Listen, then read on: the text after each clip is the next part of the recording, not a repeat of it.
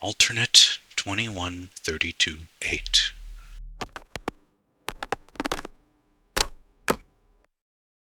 Good. Now that I have your attention, I'm going to tell you how such a universally reviled symbol came to rule my life. For the sake of convenience, if my memoir is ever republished, I request it be under the title Alternate 2132-8. In the now outdated Windows XP, this was the input that results in the above symbol. I recently became aware that a story posted by an old acquaintance of mine whose name is John, but whom you may know as Jack, has for some time been circulated in certain corners of the internet. John understood very little. I feel grossly misrepresented by his story, and so I've decided to contribute my own side of the events that led up to and followed the early months of 2007 when his story takes place. For some of you who may wonder why I would go through the effort of doing something like this, I hope that the restoration of my reputation, at least in the eyes of some of you, will be as sufficient a reason as any I may give. As far as I have been able to discern, for as long as mail, telegrams, and the like have been around, the game, as it has been most often referred to, has existed in some form or another. In old Europe, stories like Foxfire and Will-o'-the-Wisp may refer to the phenomena surrounding it. Old stories like Carl Maria von Weber's opera Der Freischütz, and even modern media narratives like the movie Drag Me to Hell or the Japanese animated series Jikoku Shoujo seem to be retellings or reimaginings of its ancient legend in various forms of the world. For me, however, the game began in early 2005, in the waning months of my sophomore year of high school. I was a lot like anyone else at the time, a young, idealistic student with hopes and dreams and visions of a bright future. I could have never conceived at the time that my destiny would be redefined by a bunch of spoiled brats and their ill-advised curiosity for occult rituals. I was a good student. I'd even go as far as to say I was great. I got high marks and always did my homework. I was responsible. I never touched alcohol or cigarettes or drugs, and I steered clear of the students who did. I always thought it would be enough to keep me out of trouble, but I was not so fortunate. It was Wednesday, April 20th, 2005. The irony, or perhaps the appropriateness of this date may not be lost on those of you who know your history. A number of students from my school were having a party and smoking marijuana together to mark the date, which has been adopted by counterculture movements throughout America. I, of course, was not invited, as I did not ever partake in such events, nor did I associate with those who did. Among those who were in attendance was a somewhat disagreeable girl named Kaylee Hernandez. Kaylee is still remembered fondly in decrepit MySpace memorials as a bright and cheerful and carefree girl who brightened people's days with her smile. All that irritating nonsense that people make up about someone just because they died or disappeared in order to sound like a good person. But to me, she will always just be the annoying bitch who ruined my life. I can only guess as to what exactly happened, but I'd imagine that at the party, under the influence of alcohol and marijuana, she and her friends got together late at night and decided to look up spooky occult rituals on the internet. Whatever the cause, I was awakened by the vibration of my cellular phone at about 1 a.m. that night.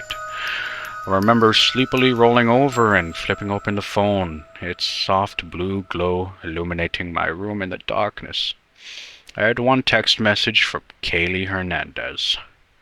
Welcome to the game. At the time, I thought very little of it. I was tired, and I figured it was just some sort of bizarre ritual drunken teenage girls undertook in the wee hours of the morning.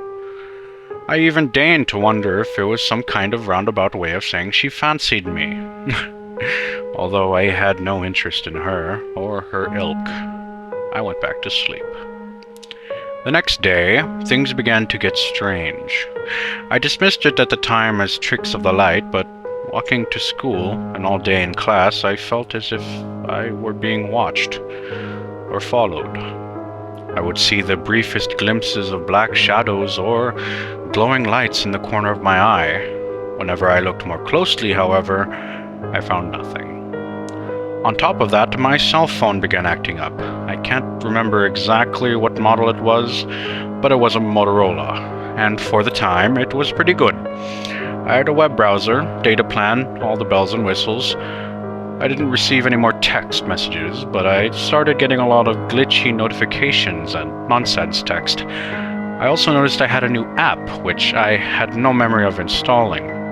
Between classes that day, I went to the bathroom to fiddle with it. Cell phones were, of course, confiscated on site if the teachers caught you using them in class, so I dared not fiddle with something seemingly so minute in middle of English class. I checked out the new app, thinking it was some kind of virus that Kaylee had attached to her text message to me the night before. I was taken to a browser menu with a list of 4 glowing blue hyperlinks. The texts of the links were all nonsense, more indecipherable gibberish. I decided to follow the first one, my curiosity having been thoroughly piqued.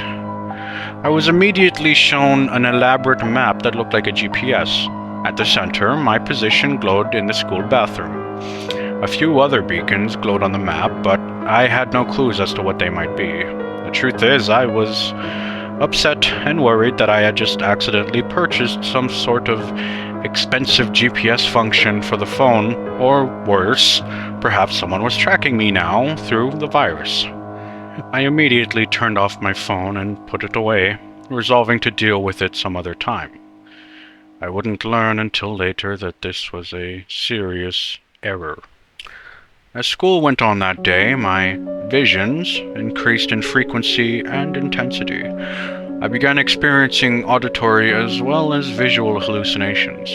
The brief balls of light or shadow that had before vanished at my direct gaze now lingered long enough for me to look directly at them, albeit only for an instant before they disappeared. The sounds were like hissing or scratching, or perhaps static or white noise. I began to feel physically ill, and I thought I may be getting sick. I decided to go home early and started walking. It seems, however, that Kaylee and a couple of her friends took notice. She slipped out of class and confronted me on the way, with her 2 friends, Gabriella and Anastasia. Both of them were ugly, but I will spare you the details. "What's up, fag?" she said as I was passing her. The weird sisters at her side laughed mockingly, as if the pathetic attempt at cajoling me were somehow hilarious. I had been hoping to ignore her, but it seems it would be impossible. She pulled out her cell phone and began fiddling with the keys. "None of your business, tramp." I came back and continued walking. "You need to learn some respect," one of the others said. I can't remember if it was Gabriella, the fat one, or Anastasia, the one with bad teeth. I ignored her and kept moving. Suddenly, I felt incredibly weak, as if the blood had all rushed out of my head. I lost my balance and fell on the ground. I think I may have been briefly unconscious, but I'm not sure. When I came to, I saw Kaylee staring at me with her ugly friends. "Dumbass doesn't even know how to keep his phone on. Thanks for the time, douchebag." I sat up. They were really getting on my nerves. "Like I would give sluts like you the time of day. What the hell did you do, and what did you do to my phone? Well, you'll find out soon enough. Or maybe you won't. If I were you, though, I'd keep it on. Not like it matters. Don't stand a chance in hell anyway." Kaylee smirked at me and sauntered off with her flunkies. I didn't know what she was on about, and I ignored her. Later that night, after I got home, I turned my phone back on and started trying to figure it out. I couldn't get the new application to go away, but going through it, I checked the various links. Again, the first one displayed the map. I found I could zoom in and out. I saw my position in my bedroom. When I zoomed all the way in, the map was detailed enough to have the floor plan. When I zoomed out, I saw in other parts of the city that there were other beacons on the map. After the day's events, just to be on the safe side, I decided I would check out some of them the following day. This time, I also checked the other 3 hyperlinks on the app's home menu. The second one brought up a list of other links, but these were all grayed out. The third one led me to another screen that was all gibberish. More incomprehensible symbols floated across it. I couldn't make heads or tails of it. The fourth link on the menu was completely grayed out, and I couldn't access it at all. I left my phone charging, went to bed, and slept. Throughout the night, I had more brief visual and auditory hallucinations, and my sleep was full of nightmares I could no longer remember. School on the next day was more of the same. Kaylee wasn't even in class. On the way home, I decided to investigate one of the beacons on the map. It was a glowing blue icon in an apartment complex near my family's house.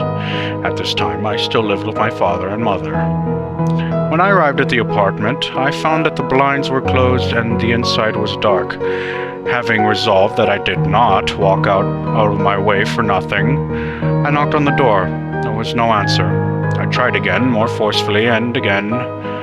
Finally, I was about to leave when I started hearing a series of deadbolts unlocking from the inside. A stout, heavy-set man with spiked hair who looked at about 20 answered the door, leaving the chain lock in place. What do you want? He asked. I was hoping you could tell me something about this. I held up my cell phone and showed him the map pointing to his apartment. His eyes narrowed. Did you send the message to anyone else yet? The message? I don't know what you're talking about. My phone only just started acting up yesterday. I think it started because of a girl at my school. It's been happening ever since she sent me the text at around 1 a.m. a few nights ago. Is that what you mean by message? If so, then no, I haven't sent it out. He paused for a moment and looked at me thoughtfully, as if he were trying to decide if he believed me. At length, he closed the door and undid the chain, opened it up to let me inside. He bolted the door behind me. I felt a bit nervous, wondering if I had stumbled onto a trap at first. But then he began to speak. You're going to rue the day you got that message for the rest of your life, however long or short it may be. We talked for a few hours that day. He said his name was Starlove, and he explained to me that I had been brought into a game from which there is no escape. He told me that in a few days I would be dead, unless I found an object which could protect me. An object? You mean like a charm or something? Like the Chinese exorcists wear on their hats? Not exactly, he said. He told me that the item could be anything, but whatever it was, it would cause me terrible anguish. Then he told me about his. He patted his knee. I've always loved basketball, you know. I had high hopes. I was the best once. Then it was this or die.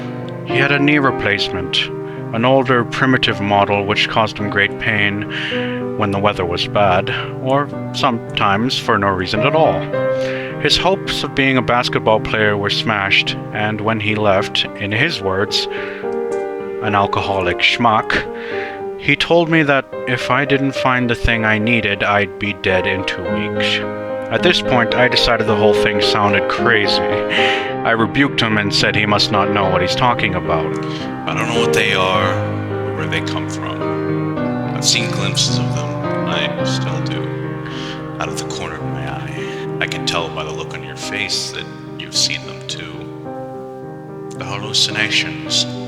I started. He interrupted. They're not hallucinations, I can assure you. They're quite real. They will find you, and they will take you away unless you take what I'm saying very seriously. He went over a lot of details with me for the dark chain of murders in which I was now shackled. He told me about a rule that stated if I sent anyone else the message, I could get an extension of time, but this person would also be roped in, and that is what Kaylee had done to me. He also told me about how each time you did this, you bought yourself only half as much time as the time before. So eventually it got to the point where you bought yourself almost no time at all. He also told me that I had to keep my phone on at all times and make sure I had reception, or else I'd be weak and defenseless to the other players. This reminded me of Kaylee and my confrontation with her. There's something else. I said. Kaylee, the other day, on the way home from school, when my phone was off, she did something to me. I felt like I was losing energy. She said something like, "Thanks for the time," and then left. Starlov's face became very serious. That's not good at all. She must be a time thief. Time thief? Starlov explained that everyone in the game had an ability which could help them in some way or another, that players were vulnerable to this when their phones were off or if they had no cellular reception. Evidently, Kaylee had taken advantage of her ability, which he called Time Thief, to steal some of my remaining days for herself. He reasoned that instead of 2 weeks, I now probably only had about 9 days left. If she's doing that, it means she hasn't found the thing she needs yet. And that's why she's cursing people. This isn't good. Have you tried your own ability yet? My own? No, I haven't. How do I do that? He took me back to the second option on the main screen, the one where before I had only seen grayed out links of indecipherable text. He scrolled down the list until he found the one that was blue. Instead of gibberish, it was a symbol that looked like an eye. You're pretty lucky. Give it a try. I selected the link and pushed enter. Suddenly, my phone vanished, and so did my hands. I looked down to myself and found that I wasn't there. Only 2 indentations in the shape of my feet were in the carpet beneath me. I was shocked. I fumbled the phone and dropped it in surprise. I became visible again, and so did the phone. You can use that whenever you'd like, but be careful. The stealth function is hell on the battery life. All at once, I was excited, amazed, and terrified. This was technology I had never seen or heard of before, or maybe it was magic. Whatever it was, as the reality of the ability set in, I was forced to accept that everything else Starlov told me must have also been true. I had no doubts now that I was really in some kind of perverse games of electronic tag with unimaginable consequences. All right, I said. How do I find the object that can protect me? He paused for a moment, then took a breath. I suspect in the coming days it will come to you. If you truly want to live, you must mentally prepare yourself to accept it, whatever it is. You will know it precisely because you won't want to know it. Most of the time, players such as Kaylee refuse their item and resolve to find time through other ways using the game. I thanked him for his time, and he showed me out. As I was leaving, I asked him about the other 2 options on the app's home screen. He told me that he hadn't been able to make anything of them either, but that we could try and figure it out another time, if and when such a time came that I had managed to assume my protection. The next few days at school were torture for me. I kept my eyes open and looked around for any clues, anything that might be my item. I had heard Kaylee and her friends had gotten into a big fight over something, but from what I saw, Gabriella and Anastasia were actually being exceptionally nice to her. They were catering to her every whim like she was some sort of princess, and they were her handmaidens. They looked terrified of her. My shield came to me on the 7th day. I was walking home on a path that followed the canal when I was approached suddenly by a rough-looking girl with a shaved head. She was wearing black leather and had a black eye. Some of her clothes looked torn, and she had a distant look on her face. They raped me. They raped me. She half whispered, half wept. She was holding her cell phone in her hand. What? Who raped you? What happened? I asked her. She grabbed my shirt and dropped her cell phone. I could see the game's area map application was open on it. I can't take it anymore. I can't do it anymore. Here you go. You can have it. I quit. I quit. She shoved something into my breast pocket and then backed away towards the reservoir. She looked at me in the eyes with tears streaming down her face. Then Before I can even begin to think of stopping her, she pulled a handgun out of her waistband, shoved it into her mouth, and pulled the trigger. Her brains and bit of her skull erupted out of the back of her head, and she fell backwards into the canal. I watched to the water's edge and looked down at her body as the waters passed over it, turning red.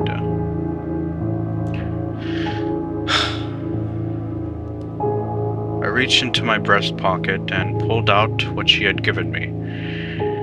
It was a red Nazi armband. I cursed and stuffed it into my bag, then called the police and reported the woman's suicide. They took my statement, but I left out the bit about the armband and did not show it to them. When I got home that night, I put it on over my pajamas. I slept soundly and had no hallucinations. The next days at school were problematic. I found that I could wear the armband beneath my jacket and no one would see it. This seemed to work fine, however, I had to change for gym class each day. I tried to hide it and changed in a corner, but given that it was bright red, it was inevitable that someone saw it.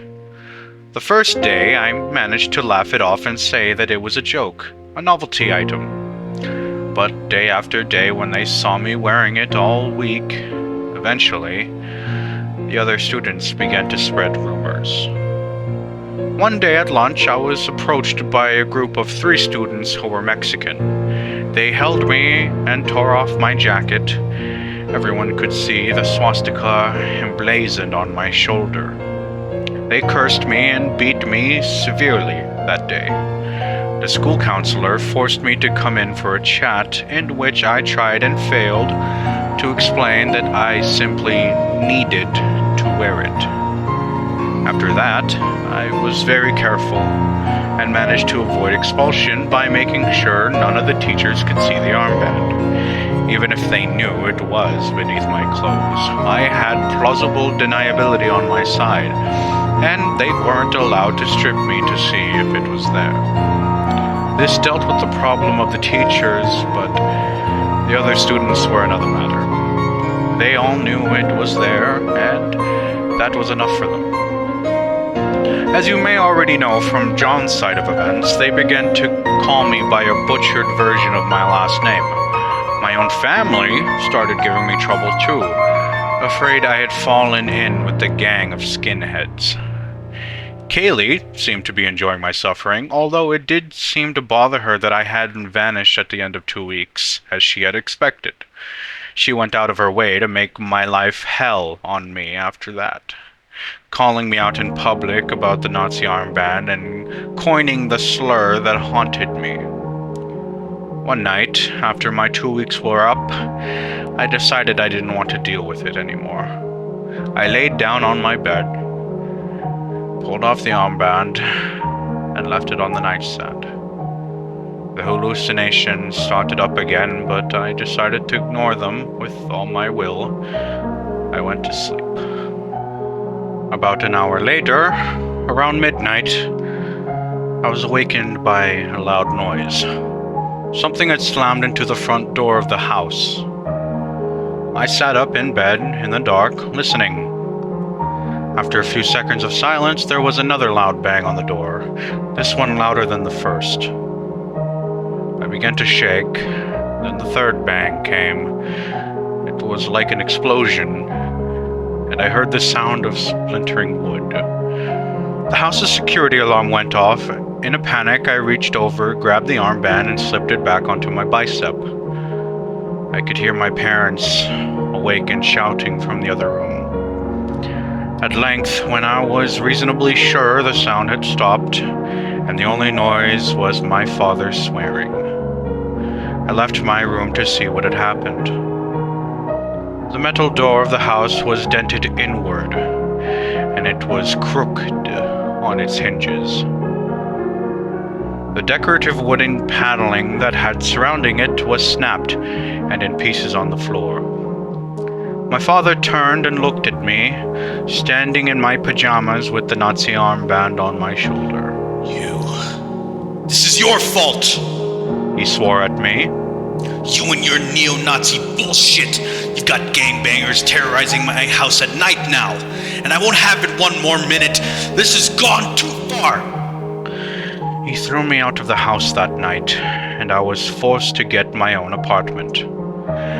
After that, I decided I'd tough it out. That, as Starlov had said, if I wanted to live, this is how it had to be. I developed a thick skin.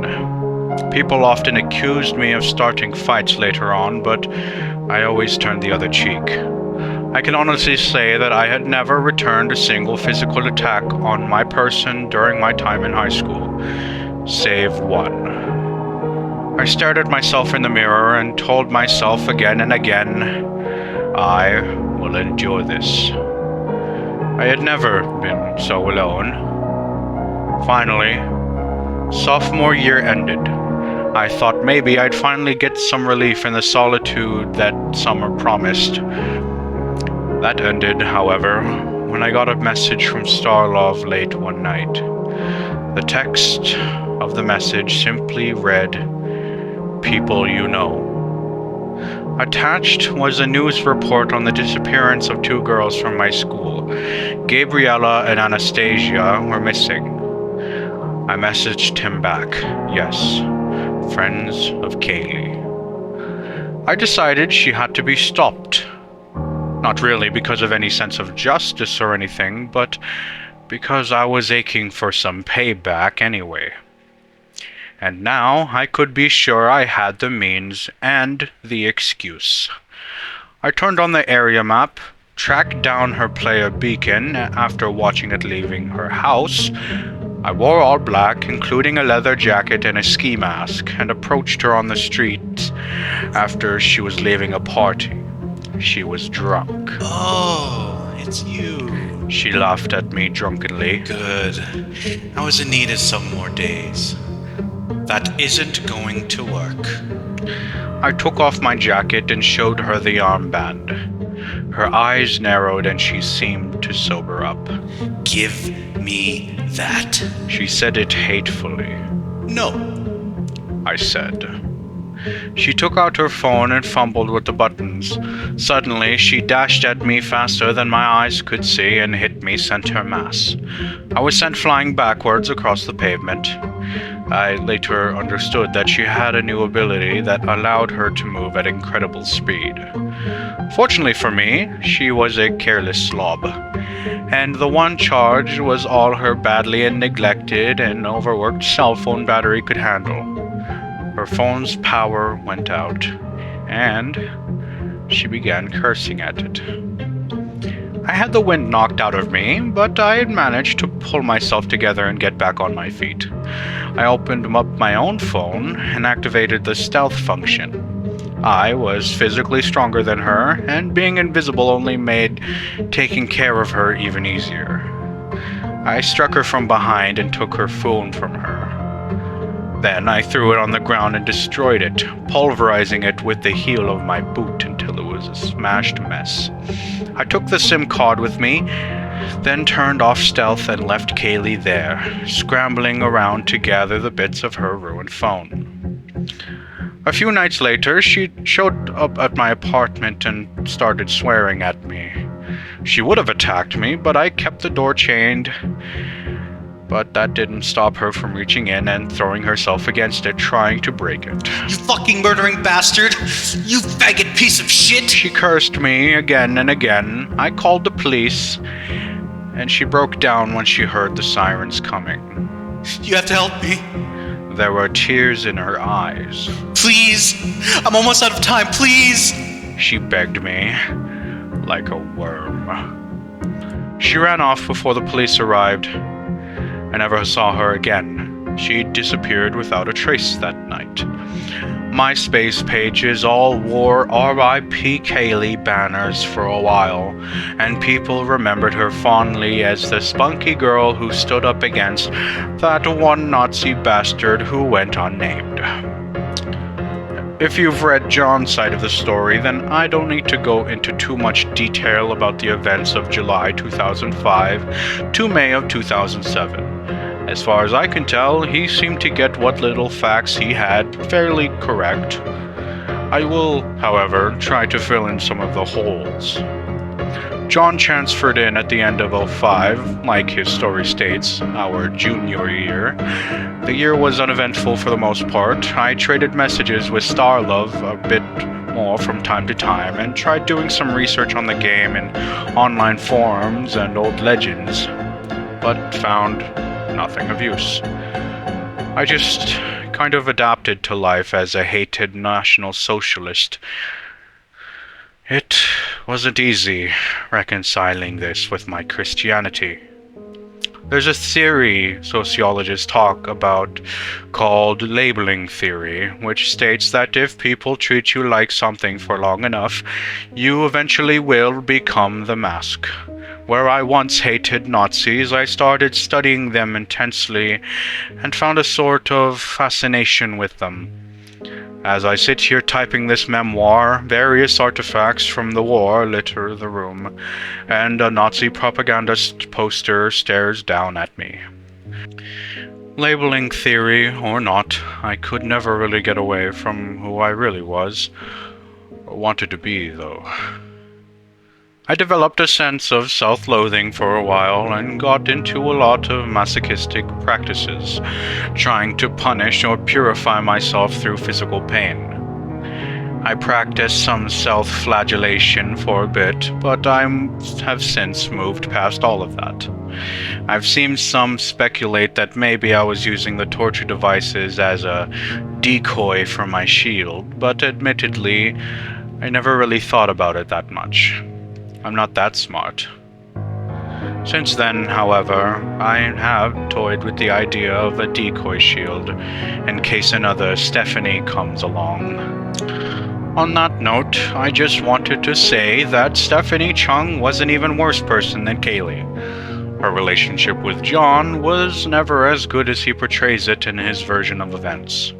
They did date, on and off, and he did love her. But her treatment of him was abusive at times. I sincerely doubt that they ever actually had sexual intercourse, despite what he may have said. Although, to be fair, I can attest to the fact that the night she vanished, she did in fact threaten me with his gun when she came to my apartment. It wouldn't surprise me at all if she had slept with him that night just to get her hands on it. As for why his story contained no traces of her using any of these special abilities or app menus, she had most likely hid it all from him. I'm not sure what her shield item may have been, or if even one had ever presented itself to her, although I do have my suspicions. Her problem may have even been as simple as not having a data plan or a cellular phone that was advanced enough. Whatever the reason may be, the only method she ever used to extend her time was the practice of sending the message out to more people. This quickly ran her out of time, as John noted. She did it all at once without either of us knowing, and never interacted with her victims in the way that Kaylee did with me. So, none of them ever saw it coming. If any of them got the game app, they might have just written it all off as a glitch like I did. In the end, suffice it to say, she got exactly what she deserved. Nevertheless, the whole affair served as something of an eye-opener to me. I realized new dangers that the game posed to me and, frankly, the fabric of society. Starlove and I have begun devoting a great deal of our time to attempting to understand it. If it's possible to quit it or end it, what it means, where it came from, why it exists. On most of these fronts, we've yet to actually turn up anything. However, we did discover something about the third function on the app's main menu. What we had both thought was a string of meaningless text actually has a pattern to it. The symbols recycle themselves over and over again, and each time that they complete a full cycle, they get smaller. It's a countdown, ticking away inexorably towards some event. As of this time, we do not have any evidence as to what that may be. Sincerely, Jason Rotten Radmacher.